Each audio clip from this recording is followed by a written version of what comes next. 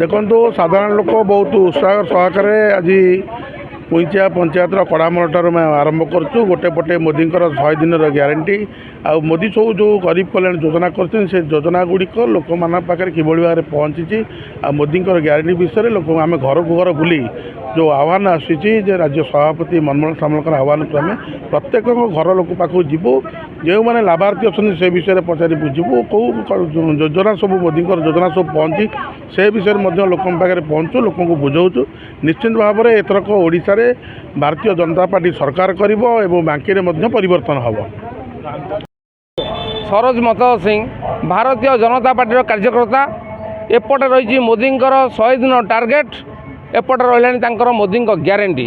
ଏ କଥାକୁ ଅସ୍ତ୍ର କରି ଆମେ ସମସ୍ତ ଜନସାଧାରଣ ପାଖକୁ ଆମେ ଯାଇକି ପହଞ୍ଚୁଛୁ ଏବଂ ମାରାଥନ୍ ପ୍ରଚାର ଚାଲିଛି। ପ୍ରତି ପଞ୍ଚାୟତ ଗାଁକୁ ଗାଁ ଯାଇ ଭାରତୀୟ ଜନତା ପାର୍ଟିର କାର୍ଯ୍ୟକର୍ତ୍ତା ତୁଷାରକାନ୍ତ ଚକ୍ରବର୍ତ୍ତୀଙ୍କ ନେତୃତ୍ୱରେ ଆମେ ଲୋକଙ୍କ ପାଖରେ ତାଙ୍କର ମୋଦିଙ୍କର ଯେଉଁ ପ୍ରକାର ସଫଳ କାର୍ଯ୍ୟକ୍ରମ ରହିଛି, ମୋଦିଙ୍କର ଗ୍ୟାସ୍ ଯୋଜନା କୁହନ୍ତୁ, ଚାଉଳ କଥା କୁହନ୍ତୁ, ରାମ ମନ୍ଦିର କଥା କୁହନ୍ତୁ, 370 ଧାରା କୁହନ୍ତୁ, ଯେତେ ପ୍ରକାର ଯୋଜନା ରହିଛି ଏବଂ ଗ୍ରାମାଭିମୁଖୀ କାର୍ଯ୍ୟକ୍ରମ ରହିଛି, ଲୋକମାନଙ୍କର ଏତେ ପ୍ରକାର ଆମ ପ୍ରତି ସମର୍ଥନ ରହିଛି।